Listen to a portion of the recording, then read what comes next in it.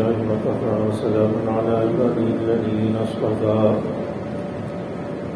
أما بعد فأعوذ بالله من الشيطان الرجيم بسم الله الرحمن الرحيم ومن آياته منامكم بالليل والنهار وابتغاؤكم من فضله إن في ذلك لآيات لقوم يسمعون ومن آياته يريكم البرق خوفا وطمعا وينزل من السماء ماء فيحيي به الأرض بعد موتها إن في ذلك لآيات لقوم يعقلون صدق الله العظيم ومن آیاته منامکم باللیل والنہار، اللہ کی نشانیوں میں سے ایک نشانی یہ بھی ہے کہ اللہ تعالیٰ نے رات اور دن کا ایک حصہ تمہارے سونے کے لیے بنایا۔ وابتغاؤکم من فضلہ، اور دن میں تم اللہ کا فضل تلاش کرو۔ ان فی ذلک لآیات لقوم یسمعون، بے شک اس میں نشانیاں ہیں سننے والوں کے لیے۔ ومن آیاتہ یریکم البرق خوفا وطمعا، اور اللہ کی نشانیوں میں سے ایک نشانی یہ بھی ہے کہ وہ تمہیں بجلی کی چمک دکھاتا ہے جس سے تمہیں ڈر بھی لگتا ہے اور امید بھی ہوتی ہے۔ وَيُنَزِّلُ مِنَ السَّمَاءِ مَاءً، کہ آسمان سے بارش کی صورت میں پانی برسے گا۔ فَيُحْيِي بِهِ الْأَرْضَ بَعْدَ مَوْتِهَا، پس اللہ تعالیٰ اس کے ذریعے مردہ زمین کو زندہ کر دے گا۔ إِنَّ فِي ذَلِكَ لَآيَاتٍ لِقَوْمٍ يَعْقِلُونَ، بے شک یہ نشانیاں ہیں عقل والوں کے لیے۔ پہلی آیت جو آپ حضرات کے سامنے تلاوت کی ہے، اس میں بنیادی طور پر دو باتوں کا ذکر ہوا ہے۔ ایک تو نیند کے متعلق ذکر ہوا ہے، رات اور دن کو اللہ تعالیٰ نے نیند کے لیے بنایا۔ وابتغاؤکم من فضلہ،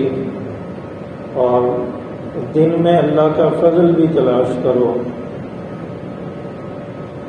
یعنی روزی جو ہے اس کو تلاش کرو، کام کرو، محنت کرو، اس کے لیے اللہ تعالیٰ نے دن بنایا۔ ان فی ذلک لآیات لقوم یسمعون، یہ سننے والوں کے لیے، یعنی بات کو سمجھنے والوں کے لیے، ماننے والوں کے لیے یہ نشانیاں ہیں۔ اللہ تعالیٰ نے انسان کو پیدا کیا ہے تو انسان کی صحت کا بھی اللہ تعالیٰ نے خیال رکھا ہے، اور اللہ تعالیٰ نے انسان کے لیے زندگی گزارنے کے کچھ اصول بھی بتا دیے ہیں۔ اس کے مطابق اگر انسان زندگی گزارے گا، اللہ کے بتائے ہوئے طریقوں کے مطابق اگر چلے گا تو انسان کو بہت سارا فائدہ حاصل ہوگا اور انسان کے سارے کام آسان ہو جائیں گے۔ لیکن جہاں پر اس نے اللہ کی مرضی کے خلاف کام شروع کیا، وہیں پر انسان کے لیے پریشانیاں بھی بن جاتی ہیں اور انسان پھر طرح طرح کی بیماریوں میں اور پریشانیوں میں، ٹینشنوں میں بھی مبتلا ہو جاتا ہے۔ تو اللہ تعالیٰ نے جہاں پر انسان کو بنایا ہے تو وہیں پر انسان کے آرام کا بھی انتظام فرمایا۔ آپ گاڑی چلاتے ہیں، گاڑی ہے، لمبے سفر پر گئی ہے، اور گاڑی کو بھی انسان ریسٹ دیتا ہے کہ زیادہ چلائیں گے، ریسٹ نہیں دیا تو گاڑی کام نکال دے گی، کہیں کھڑی ہو جائے گی، رک جائے گی۔ اس کو بھی انسان ریسٹ دیتا ہے تاکہ گاڑی جو ہے سکون میں آ جائے، ٹھنڈی ہو جائے، پھر ہم آگے مزید سفر کریں گے۔ تو انسان کی جو گاڑی ہے، انسان کا جو جسم ہے، یہ بھی اللہ تعالیٰ نے ایسے ہی بنایا ہے کہ انسان 24 گھنٹے کام ہی کرتا رہے، 24 گھنٹے محنت ہی کرتا رہے تو انسان کا تو دماغ خراب ہو جائے گا، وہ تو چند دنوں میں پاگل ہو جائے گا۔ تو اس لیے اللہ تعالیٰ نے یہ ایسا نظام بنا دیا کہ رات کو آرام کرنا ہے، نیند کرنی ہے، اور دن میں جو ہے کاروبار کرنا ہے۔ اللہ تعالیٰ نے نیند کو جو ہے موت کے مشابہ قرار دیا ہے، ایک موت کہا ہے، موت سے تشبیہ دیا ہے۔ ایک تو موت وہ ہے کہ جو ہمیشہ ہمیشہ کی موت ہے، انسان ہمیشہ کی نیند سو گیا، اب اس نے دوبارہ زندہ نہیں ہونا، دنیا میں نہیں آنا۔ اور ایک موت نیند ہے، اور نیند میں بھی انسان جب گہری نیند میں چلا جاتا ہے، انسان کو پتہ نہیں ہوتا کہ کیا ہو رہا ہے، دنیا میں کیا نہیں ہو رہا، کون آ رہا ہے، کون جا رہا ہے، اس کو کچھ نہیں پتہ ہوتا، دنیا مافیا سے بے خبر ہو چکا ہوتا ہے۔ تو اس لیے فرمایا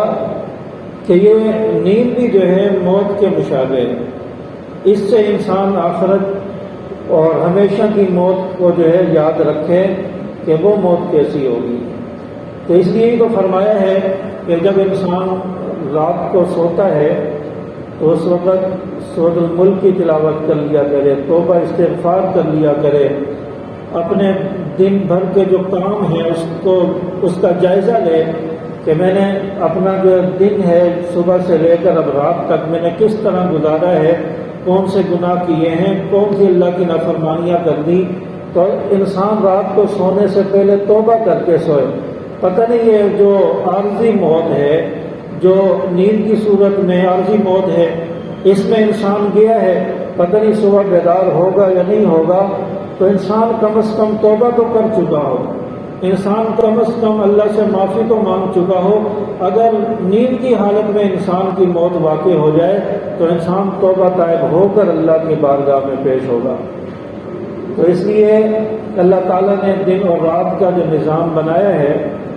یہ رات کو اللہ تعالیٰ نے نیند کے لیے بنایا، آرام کے لیے بنایا۔ قرآن پاک میں ایک اور جگہ اللہ تعالیٰ نے فرمایا ہے وَجَعَلْنَا اللَّيْلَ لِبَاسًا، ہم نے رات کو جو ہے لباس بنا دیا ہے۔ رات جو ہے انسان کو اور تمام چیزوں کو، کائنات کی ہر چیز کو ڈھانپ لیتی ہے۔ یہاں پر تو روشنی ہے، لیکن آپ گاؤں دیہاتوں میں جائیں، کسی ایسی جگہ پر جائیں جہاں پر روشنی نہیں ہوتی، لائٹوں کا انتظام نہیں ہے، گاؤں دیہاتوں میں چلے جائیں، گھپ اندھیرا ہوتا ہے، کچھ نظر نہیں آ رہا ہوتا کہ وہاں پر کیا ہے، کون سی مخلوق ہے، کوئی درندہ ہے، کیا چیز چل رہی ہے زمین میں، کچھ انسان کو پتہ نہیں چلتا، اتنے گہرے اندھیرے ہوتے ہیں۔ تو یہ اللہ تعالیٰ نے فرمایا کہ یہ رات جو ہے دنیا کی ہر چیز کو ڈھانپ لیتی ہے، لباس بن جاتی ہے۔ اب رات اللہ تعالیٰ نے انسان کے دماغ کے اندر ایسی چیزیں رکھی ہیں، ایسے خلیے رکھ دیے کہ جیسے ہی رات ہوتی ہے وہ ایکٹیو ہو جاتے ہیں، وہ اپنا کام کرنا شروع کر دیتے ہیں، اور انسان پر پھر نیند طاری ہونے لگ جاتی ہے، انسان کو پھر اونگ آنے لگ جاتی ہے، انسان پر نیند کا غلبہ ہونا شروع ہو جاتا ہے۔ تو یہ آٹومیٹک جو ہے اللہ تعالیٰ نے ایسا سلسلہ اور ایسا نظام انسان کے جسم کے اندر، انسان کے دماغ میں رکھ دیا ہے کہ اب رات ہو گئی ہے، اب آرام کرنا ہے۔ اگر یہ نیند کا انتظام نہ ہوتا، رات نہ ہوتی، یا سونے کا اللہ تعالیٰ نظام نہ بناتے، تو انسان کو پھر اس کو سمجھ نہیں آتا کہ میں نے اب کیا کرنا ہے۔ وہ تو 24 گھنٹے کام میں ہی لگا رہتا، اور 24 گھنٹے وہ محنت ہی کرتا رہتا اور سوتا ہی نہ، یا کسی کو نیند آتی،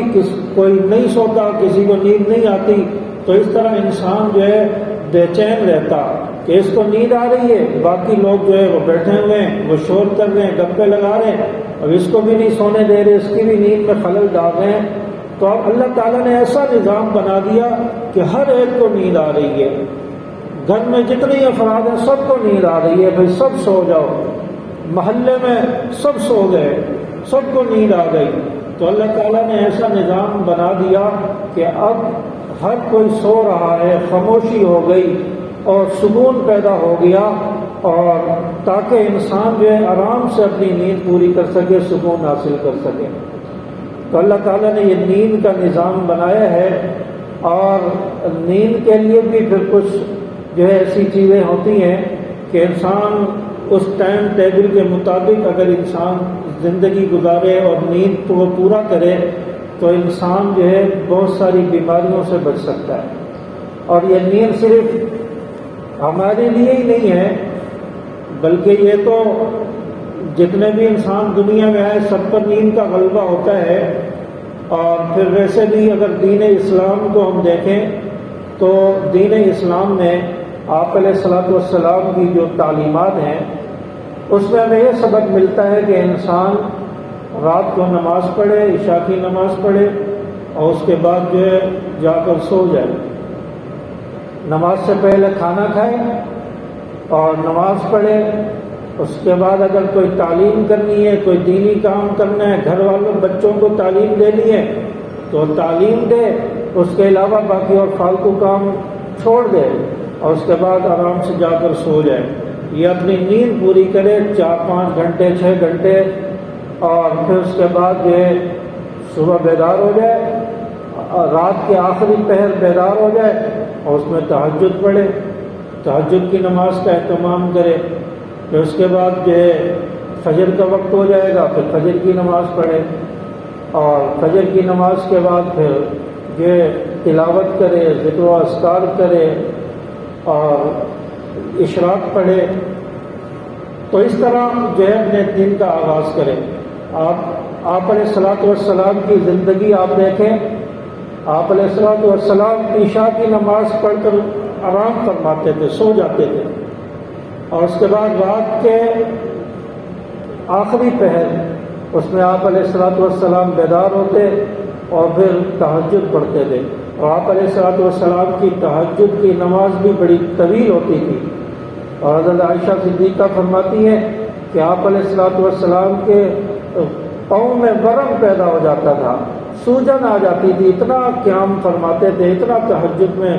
طویل اور لمبا قیام کرتے تھے، تلاوت کرتے تھے کہ ورم آ جایا کرتا تھا۔ تو آپ علیہ الصلوۃ والسلام رات کے آخری پہر بیدار ہوتے، تہجد کی نماز پڑھتے، پھر اس کے بعد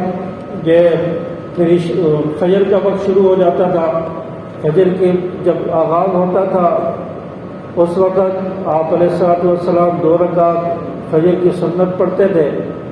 پھر اس کے بعد آپ علیہ الصلوۃ والسلام تھوڑی دیر کے لیے آرام فرماتے تھے۔ یہ جو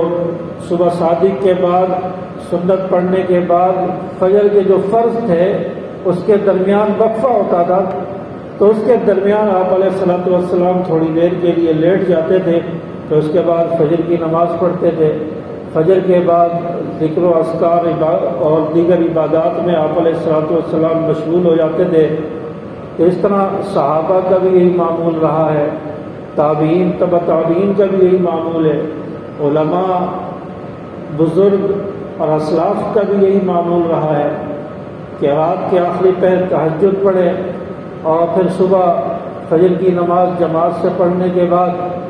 پھر قرآن پاک کی تلاوت ہو، تسبیحات ہو، استغفار ہو، پھر اس کے بعد جو ہے وہ سورہ یاسین ہو۔ تو روایات میں یہاں تک آتا ہے کہ جس نے فجر کی نماز کے بعد سورہ یاسین پڑھ لی، فجر کی نماز کے بعد سورہ یاسین پڑھی جس نے، اس کے دن بھر کے کام کاج میں اللہ تعالیٰ برکتیں پیدا فرما دیتے ہیں، اور ایسے آدمی کے لیے اللہ تعالیٰ کی مدد اور نصرت واجب ہو جاتی ہے۔ تو اللہ تعالیٰ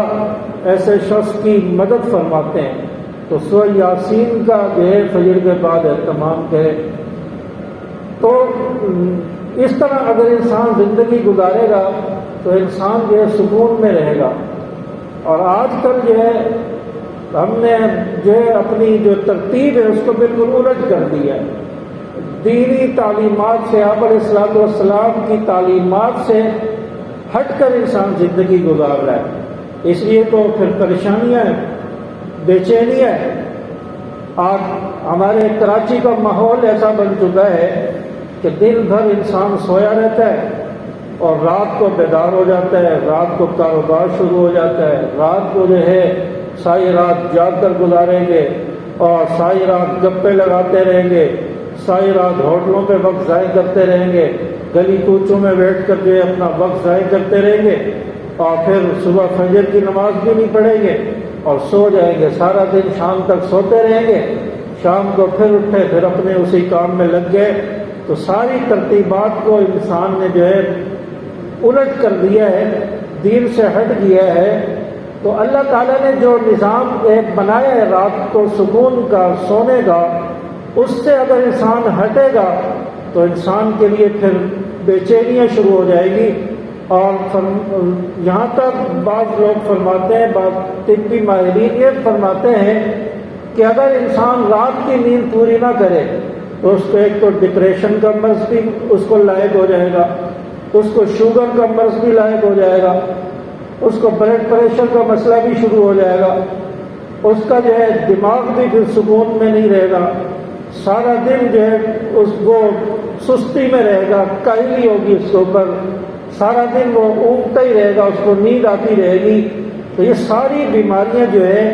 اس کی جڑ بنیادی وجہ یہی ہے کہ انسان کی نیند پوری نہیں ہو رہی، انسان رات کی نیند کو چھوڑ چکا ہے، ترک کر چکا ہے، تو جس کی وجہ سے انسان مختلف بیماریوں میں مبتلا ہو رہا ہے۔ آج سے پیچھے اگر ہم 40-50 سال پہلے چلے جائیں، یا ہمارے باپ دادا اور ہمارے ان کا جو دور تھا، اس وقت یہ بیماریاں کیوں نہیں تھیں؟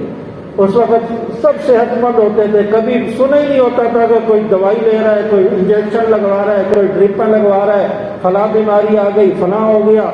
کوئی سننے میں نہیں آتا تھا۔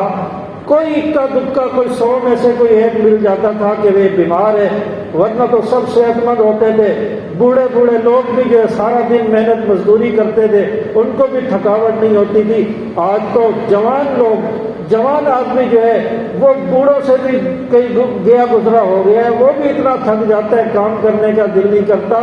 تو ساری چیزیں یہ ہے کہ انسان جو ہے اپنی ترتیب سے ہٹ گیا ہے۔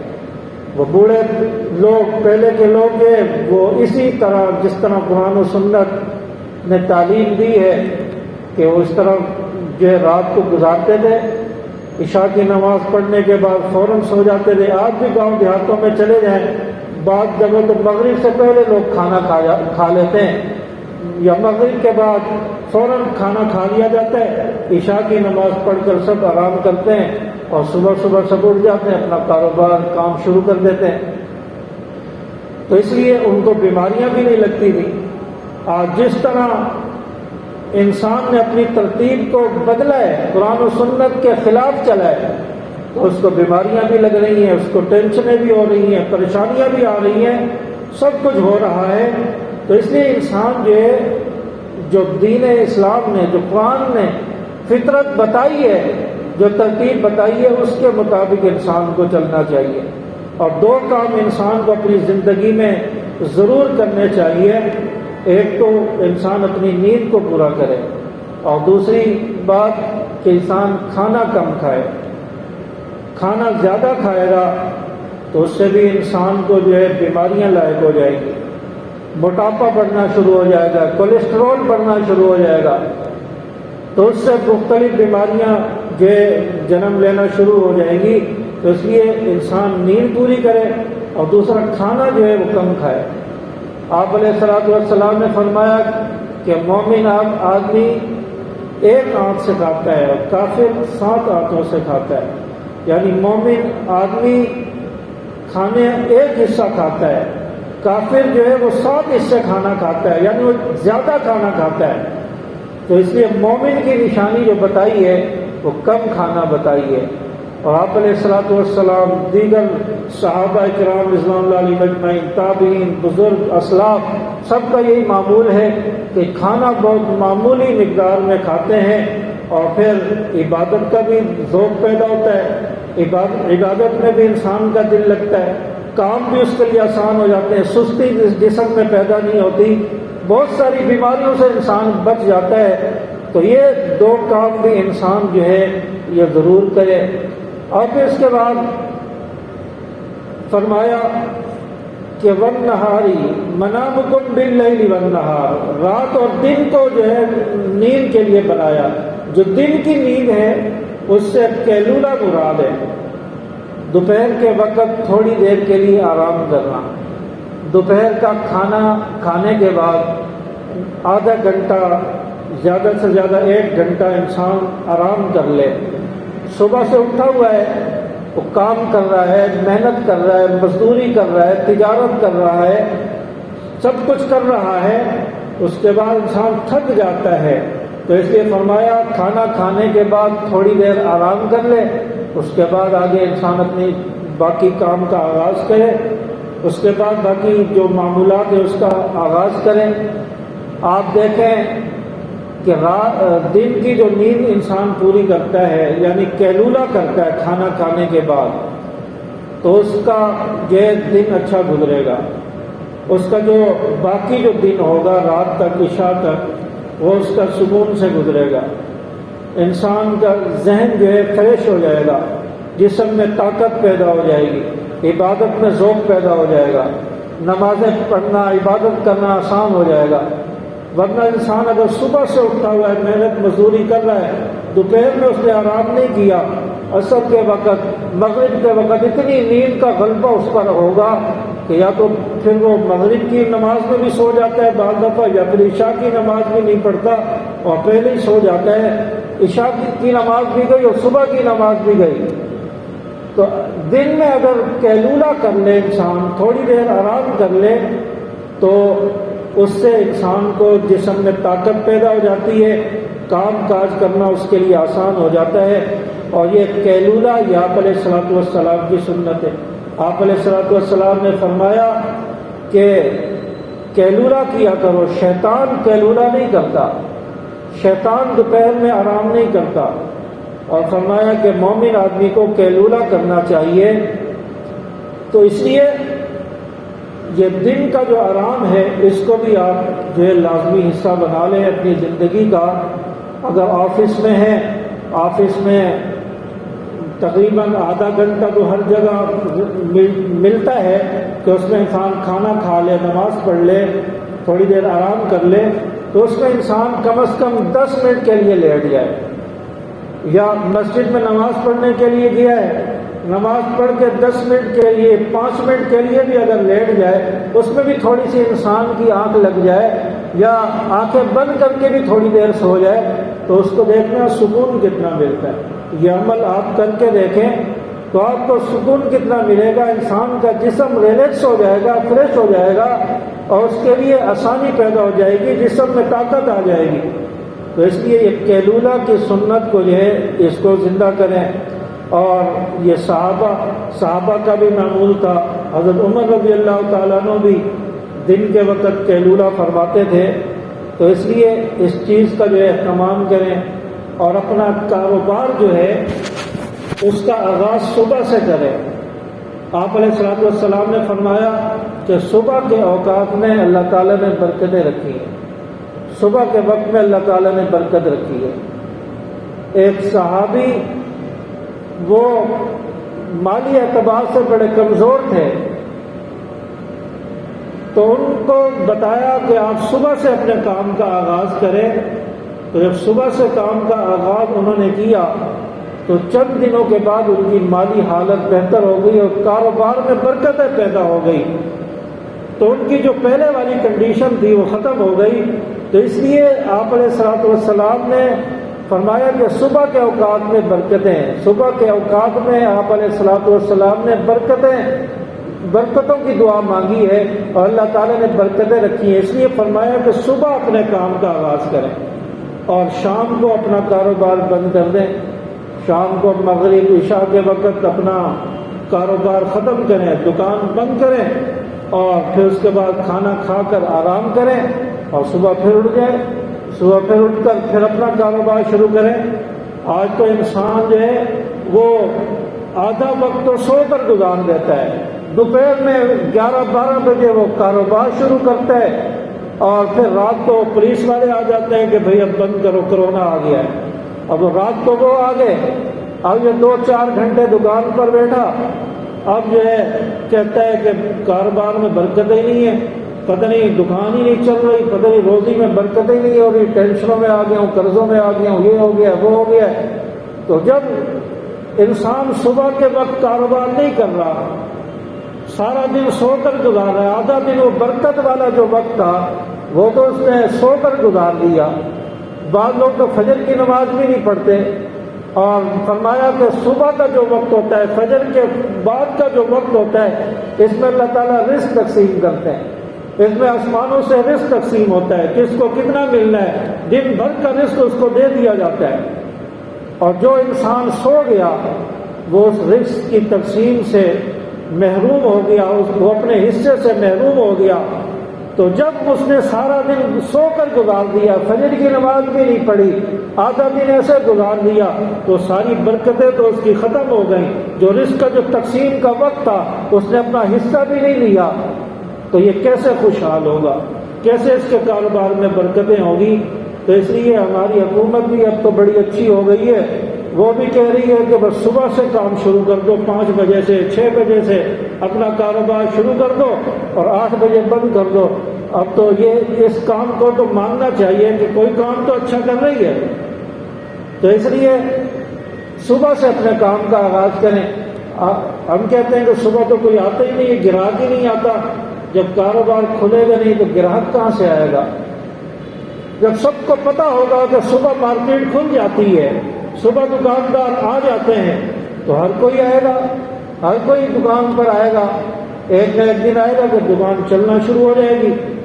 آپ دیکھیں گے صبح کے جو وقت جو آپ نے سو کر گزار دیا،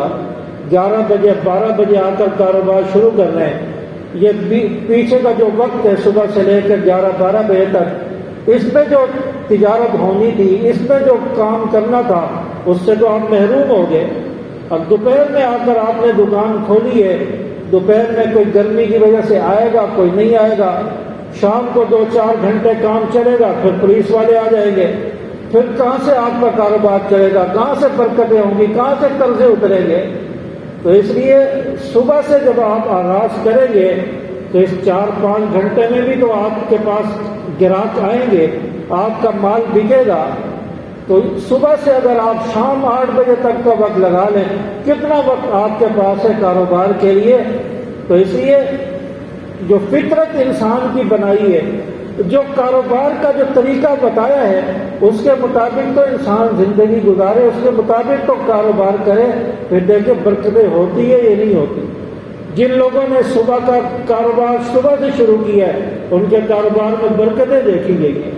ان کے مال میں برکتیں دیکھی گئی ہیں، سکون ان کی زندگی میں دیکھا گیا۔ تو اس لیے جو تاجر حضرات ہیں وہ اپنا کاروبار صبح سے شروع کریں اور دیانتداری کے ساتھ کاروبار کریں اور ایمانداری کے ساتھ کاروبار کریں اور ڈنڈی نہ ماریں کاروبار میں۔ مال جو ہے 2 نمبر ہے تو اس کو 1 نمبر کہہ کر نہ بیچیں، دھوکہ نہ کریں، شرعی اصولوں کے مطابق چلیں، تو انسان دیکھیں کیسے خوشحال ہوتا ہے۔ چند دن میں انسان کی زندگی بدل جائے گی۔ آپ علیہ الصلوۃ والسلام اگر کوئی کام کرتے تھے تو صبح کے وقت اس کا آغاز کرتے تھے۔ کوئی لشکر، کوئی قافلہ کہیں بھیجنا ہوتا تھا، جنگ کے لیے لشکر بھیجنا ہوتا تھا، صبح فجر کے بعد بھیجتے تھے۔ تجارتی مال اگر بھیجنا ہوتا تھا صبح بھیجتے تھے۔ تو یہ آپ علیہ الصلوۃ والسلام کا، صحابہ کا معمول تھا۔ تو اس طرح کا انسان زندگی گزارے تو انسان جو ہے بڑی خوشحالی کی زندگی گزار سکتا ہے۔ آج دیکھیں 24 گھنٹے کام کھلا ہوا ہے، 24 گھنٹے بیٹھا ہوا ہے دکاندار، رات کو الگ ڈیوٹی ہے، دن کو الگ ڈیوٹی ہے، اپنی نیند کی بھی پرواہ نہیں کر رہا۔ لیکن آپ اس سے جا کر اس کی زندگی کے بارے میں پوچھیں، وہ آپ کو رو کر دکھائے گا اور کہے گا کہ کتنا قرضہ ہو گیا ہے، پتہ نہیں برکت نہیں ہو رہی، سارا دن کام کر رہے ہیں لیکن گھر کے اخراجات پورے نہیں ہو رہے، دن بدن پستی کی طرف جا رہا ہوں۔ وہ بھی آپ کو رو کر دکھائے گا جو 24 گھنٹے کام کر رہا ہے۔ لیکن ایک آدمی 8 گھنٹے 10 گھنٹے کام کر رہا ہے اور صبح سے اپنا کام کا آغاز کر رہا ہے، نیند بھی پوری کر رہا ہے، وہ آدمی سکون میں نظر آئے گا، وہ اللہ کا شکر ادا کرتے ہوئے نظر آئے گا۔ تو اس لیے اس چیز کا اہتمام کریں۔ اور پھر یہ ساری چیزیں جو ہوتی ہیں، یہ ایک تو حرص انسان کے اندر پیدا ہو جاتا ہے، لالچ پیدا ہو جاتا ہے، میں زیادہ کام کروں گا تو میرے پاس زیادہ پیسے آئیں گے، زیادہ دولت آئے گی، زیادہ مالدار میں ہو جاؤں گا، چند دن میں کروڑ پتی ہو جاؤں گا۔ بھئی اگر